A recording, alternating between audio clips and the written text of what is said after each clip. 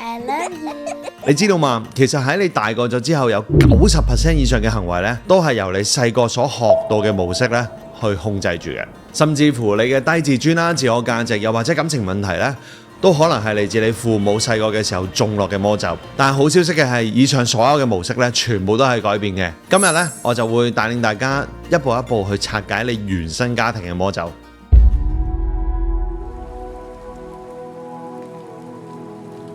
原生家庭嘅魔咒，簡單啲嚟講呢，就係你細個嘅時候建立咗一啲嘅信念啦，同埋行為模式。呢一啲嘅信念同行為模式呢，喺我哋嘅經歷，包括你嘅父母啦、你嘅兄弟姊妹啦，又或者你嘅老師啦，喺細個嘅時候，佢會注入一啲佢嘅諗法。又或者你喺屋企學習咗一啲點樣待人接物啊，爹哋媽咪係點樣相處㗎？我哋無意識咁樣去學習咗呢啲嘅觀念，安裝喺自己人生上面。唔好睇小佢嘅影響，因為由童年啦，去到你讀書時期，又或者讀大學出到嚟做嘢，直到你結婚生仔，blah blah blah。所以咧，如果你細心啲去留意，有機會咧，你會喺生命上面，你會見到你自己重複緊父母啊，或者爺爺嫲嫲、公公婆婆一啲嘅 pattern。如果我哋冇覺察到，我哋就會不斷 repeat。舉一個例子啊，如果你嘅爹哋媽咪細個嘅時候成日批評你呢，你喺潛意識上面會有一個覺得自己唔夠好啦，我要努力啦，我不斷做都做唔到人哋嘅標準啦，好介意別人嘅目光嘅。呢一種自我價值呢，其實都好影響你揾嘅伴侶啦，同埋你嘅工作關係嘅。而如果你細個嘅時候，你父母係成日鬧交嘅話呢，你會覺得戀愛係痛苦啦，戀愛係唔舒服噶啦。戀愛係會有鬥爭啦，影響咗你而家一段親密關係裏面呢，經常都會鬧交啦，產生衝突嘅狀況。如果你父母成日控制你呢，你基本上係一個好怕做決定嘅人，因為你從來都冇學過點樣為自己人生負責任。以上所講嘅模式呢，就好似一條無形嘅繩索，牽引住我哋不斷勒住。雖然睇唔到摸唔到，但係最強大嘅力量咧係無形噶，你就會好似一個魔咒不斷去重複呢一個 pattern。我哋首先要辨識到呢啲魔咒啦，呢啲無形嘅力量係點樣形成，係因為我哋喺童嘅時候，父母啦或者兄弟姊妹，我哋嘅老師啦，佢就係我哋第一個前輩，第一個要學習嘅對象。其實小朋友呢係最叻就係模仿噶啦，就係扮大人咯。所以我哋就好似一個海綿寶寶咁樣，去不斷索、不斷吸收。然後我哋係唔識分對錯嘅，爸爸話啱咪啱咯，媽媽話錯咪錯咯。所以當我哋細個嘅時候被植入呢啲嘅觀念呢，我哋係無意識吸收咗原生家庭所帶出嘅任何信息嘅。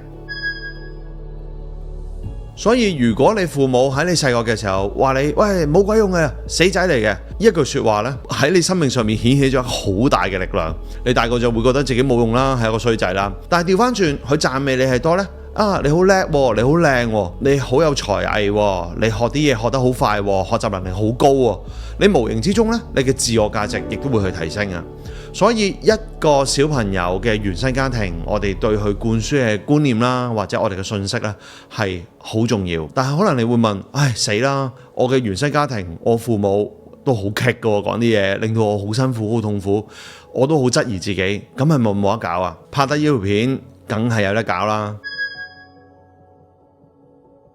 冇嘢係冇得搞嘅，只要係你願意啦，你願意去改變你自己，其實每一刻我哋都可以轉化，但係我哋有方法咯，我哋要知道我哋嘅源頭係嚟自邊度。陣間下半部分呢，我就會帶領大家究竟點樣去拆解呢一種原生家庭嘅魔咒。前次呢，我哋要理解原生家庭嘅影響，點解影響咗我哋咁深先。以下有一幅圖，我相信好多人都睇過㗎啦。冰山理論驅動人類嘅行為或者意識形態就係潛意識，但係表意識係咪冇作用啊？唔係喎，佢只不過係佔10% 嘅啫。咁好啦，咁我哋嘅潛意識呢就好似一個自動駕駛系統咁樣。譬如話你拎起一隻杯，你唔使諗邊隻手啦；行路你唔需要諗邊隻腳行先啦。如果你父母以前討論一個觀點嘅時候，經常都係講唔夠兩句就破口大罵，又或者好急啊、好燥啊、好猛啊，極有可能你就會複製咗佢嘅模式，就會用同一個方法呢去同你嘅伴侶溝通，而創造翻同你當時父母差唔多嘅畫面出嚟。只要你仔細啲去留意一下，你都好容易去發現到。你話係咪一定會係咁呢？唔係喎，我完全相反喎，我父母係好激烈鬧交，我係好柔和溝通嘅。呢個亦都係一個反向嘅操作，因為喺你內心呢，好抗拒成為翻父母嘅影子，你極度唔想再成為佢，你會用一個相反嘅態度同你伴侶去溝通咯，好抗拒佢哋表達嘅一切，而呢個都係走咗去兩極嘅。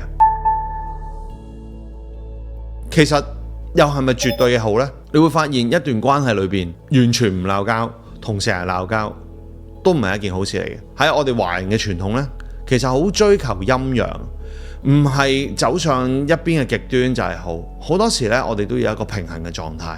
鬧交你用負面嘅角度睇，咁佢當然係一個摩擦啦。但係透過呢個摩擦，我哋更加理解知道大家諗乜嘢，我哋更加容易去磨合，理解大家嘅觀念。而柔和嘅溝通呢，亦都會讓大家感受到同理心啦、慈悲啦、彼此嘅愛啦，而唔係透過惡去表達愛啊嘛。當我哋去理解咗同埋有覺察嘅時候呢，我哋更加可以融會貫通到啦，我哋更加容納到兩者陰陽或者剛柔呢一種狀態。另外一個例子，如果你遇到有壓力嘅時候，好多時會逃避啊，好擔心啊，會出現焦慮啊。今日你所有嘅行為模式同埋思維嘅傾向，有邊啲本身唔係屬於你，係你透過一啲嘅經歷而累積咗出嚟，形成咗你嘅潛意識。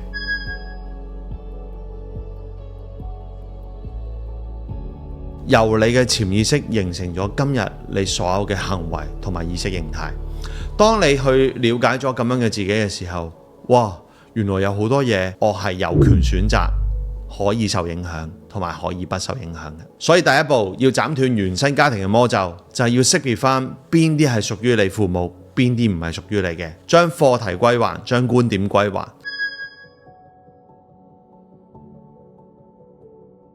要斬斷原生家庭嘅魔咒呢，其實並唔係一朝一夕嘅事。你諗下，佢都累積咗咁多年啦，但係唔好忘記，你行出咗第一步，你已經係一個好好嘅開始啦。你一定要俾啲掌聲自己，鼓勵你自己，可以繼續為你嘅人生咧行出一個光輝嘅色彩嘅。好啦，第一步你要覺察翻你嘅 pattern， 識破翻魔咒。首先你要去學習觀察一下自己嘅行為同埋情緒先，即係話如果你有一啲好唔舒服嘅情緒，好唔喜歡嘅行為不斷重複出現，以我為例，我會經常發嬲嘅，我會好容易好急嘅，我會好容易好燥嘅，好快嘅，好猛嘅。咁我就喺度諗啊，究竟呢種好急、快、燥、好猛係咪嚟自我嘅呢？當我深入去思考嘅時候，唔係喎，我1、2歲嘅時候唔係咁嘅喎。我記得我同翻我爸爸住嘅時候，我先係咁嘅喎。因為我老豆係一個好急啦、好快啦、好燥啦、好猛啦，要做到嗰樣嘢咧，要即刻做到嘅人嚟嘅。其實我係無意識吸收咗佢呢啲嘅觀念，喺事業上面發展，用呢一種態度去做嘢嘅。但係要改變呢一種模式呢，係一啲都唔容易，因為我同我爸爸都一齊咗好耐、好耐、好耐。所以你深入去思考一下，究竟呢一啲嘅特質係咪嚟自你嘅父母嘅呢？呢一啲嘅內容究竟係咪真係屬於你啊？原來呢一啲係爸爸，呢一啲係媽媽嘅。其實我有權選擇唔跟呢一條 flow 去行，咁我咪舒服好多。所以第一步你就要去揾到你唔喜歡嘅情緒啦，你唔喜歡嘅行為模式啦，然後分辨翻邊啲係屬於佢嘅。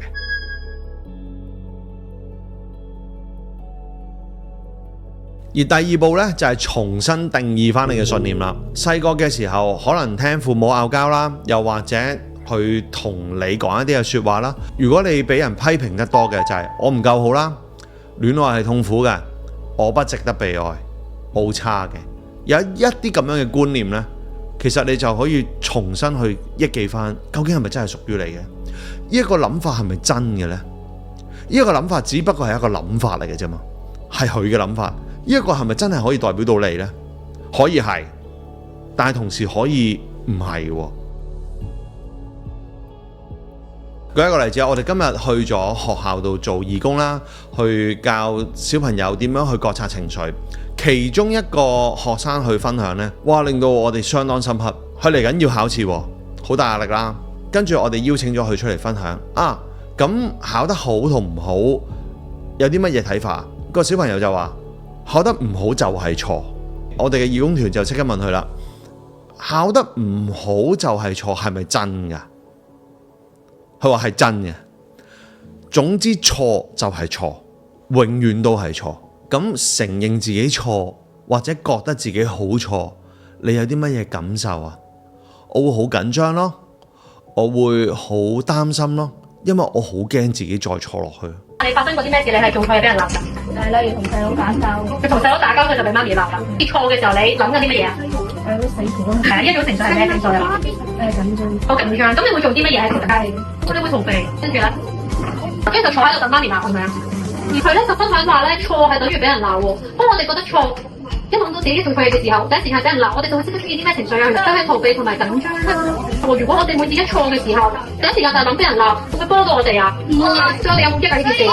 然後無啦啦咧，前面有個同學仔就舉手，佢就答：點樣諗先可以讓我哋係有益嘅咧？令到我哋係可以平靜嘅咧？俾人鬧咧，有可能都係可以改翻，有可能進步。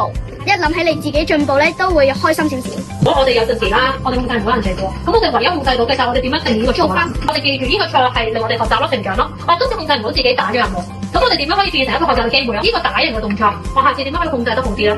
你會點樣做啊？佢話深呼吸讓自己冷靜喎，咁所以每一次你行咗嘅錯，只係提醒咗我哋下一次點樣可以令我哋做得更好咯。哇，小學生，所以好驚嘆嘅。每一個小朋友或者你而家處於唔同嘅狀態裏邊，我哋都控制唔到我哋父母或者我哋嘅仔女係點樣，但係我哋能夠控制到嘅第一個部分就係自己點樣睇啦。所以當我哋清晰知道，哇，原來我都可以重新選擇去看待呢一個觀念嘅時候，呢個小學生都做得到喎，可以唔睇一件事係錯，就正如係咪真係我不夠好呢？其實我都可以足夠好，哪怕每一日我都只係得0.1% 嘅進步，咁已經好好啦。所以當我哋去重新去睇翻自己嘅時候，我足夠好咧，唔係我不夠好咧，成個世界就會由你個觀點開始而改變咯。所以由今日開始同自己講，我足夠好，我值得被愛，我有能力創造豐盛喜悅嘅人生，全部都要講我是同我有。由呢一刻開始，我相信你願意去作出呢個轉變，願意作出呢個改變，由你嘅語句啦，由你嘅意念去開始去作出轉化，你人生一定有一個好美滿，有一個好喜悅、好幸福嘅人生，因為你足夠想。所以能夠行出一個唔同嘅人生，你想要嘅人生，除咗你嘅意念行第一步，最重要嘅係乜嘢啊？係行動。你必須要行動同你意念一致，你認識嘅吸引力法則或者顯化都好，你冇行動呢，所有嘢係唔會發生嘅。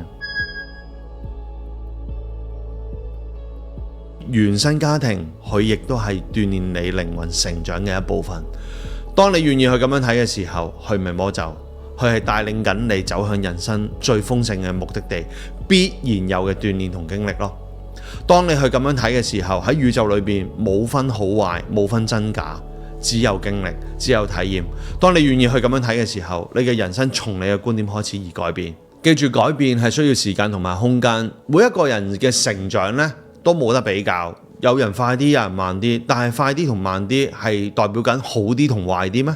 唔係啊，因為每一個人成長嘅歷程都唔同啊。有人30歲，有人40歲，有人50歲，有人80歲。學無前後，所以最重要嘅係你點樣去面對你自己，唔需要同別人比較，因為每一個人都係獨立嘅，都係獨特嘅，冇得比較。由今日開始同自己講，你係豐盛嘅，你係喜悅嘅。如果你有任何嘅疑問呢，歡迎喺 comment 嗰度呢同我哋去互動啦、交流啦。我哋睇到留言呢，我哋都會去覆你哋嘅。有時間嚟體驗班去感受一下覺察27年究竟點樣喺內在裏邊幫到你做轉化。點解我要打造覺察呢個社群？核心嘅原因係我知道修行係好孤獨嘅。如果得自己一個，我哋遇到挫敗啦、挑戰啦、困難啦，我哋係好容易褪後啦，跌翻落之前嘅模式。其實行得呢一條路一啲都唔容易，你一定喺人生上面出現過一啲事情，令到你產生覺醒，所以你先行入呢一步噶嘛，你先睇到呢條片噶嘛。如果你都好渴望自己有一個深入嘅改變，同行者同埋一個團體對於你嚟講係好重要。曾經嘅我呢，來來回回退出修行，再投入翻修行都有4次，當時就係冇同行者，我要自己一個好努力咁樣去改變，但係去到一個樽頸同盲點嘅時候，真係邊個都幫我唔到。但係覺察呢一度最神奇嘅地方就係我哋會用 coaching 啦，我哋會用禪學同宇宙法則，令到你揾到內心嘅答案。而呢啲答案喺你內在一早已經有嘅智慧，因為每一個人呢，內心都有自己嘅答案。專業嘅教練就係用提問嘅技術喚醒你，揾到你內心嘅答案。所以嚟到覺察呢一度，點解可以支持到你去揾到真正嘅自己，同埋活出翻你真正嘅喜悅呢？留下描述欄呢度呢，都有我哋嘅連結嘅，click入嚟，我哋體驗班度見啦。